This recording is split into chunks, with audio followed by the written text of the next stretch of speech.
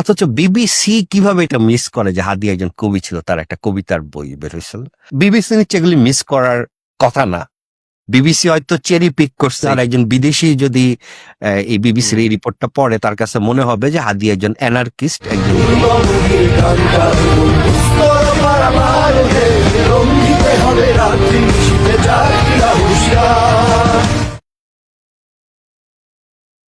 মিডিয়ার একটা ইন্টারেস্টিং ব্যাপার আছে। ধরো মিডিয়া লেখে নৌকা ডুবিতে 3 পুলিশ সহ 2 জন নিহত।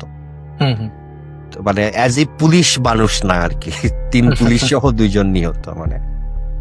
মানে নিহত বাকি দুজন মানে যে নিহত হয়েছে, একজন পুলিশ, একজন শিক্ষক, একজন হয়তো বেকার।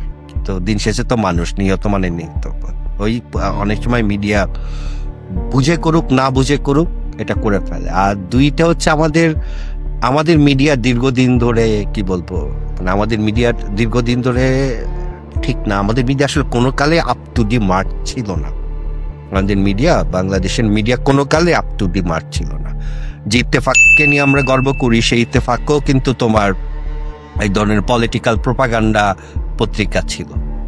এবং আমরা পত্রিকা বলতে বুঝতাম হচ্ছে যে রাজনৈতিক মতাদর্শ প্রচার করবে।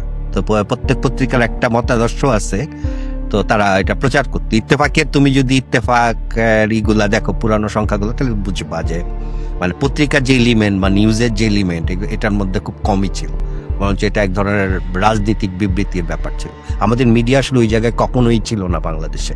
ইদানিং আস্তে আস্তে আসতেছে, এই 54 বছর পর আমরা ফাইনালি বুঝতে পারতেছি যে আসলে নিউজ মিডিয়ার চেহারা কিরকম হওয়ার কথা। তাদের ক্ষেত্রে মিডিয়ার ন্যারেটিভ গুলো খুব দুঃখজনক ছিল, প্রচন্ড রকমের দুঃখজনক ছিল। বিশেষ করে আমি যে খবরটার কথা বললাম, বিবিসি বোধহয় ওই খবরে 5 বার এই কথাটা উল্লেখ করছে যে 5 থেকে 6 বার অশালীন বক্তব্য, এই কথাটা সে উল্লেখ করছে।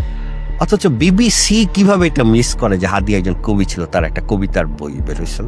বা বিবিসি বা এটা কিভাবে মিস করে যায় সে ঢাকা ইউনিভার্সিটির ছাত্র ছিল, বা তার বা সে মাদ্রাসা থেকে জিপিএ 5 পেয়ে সে ই করছে।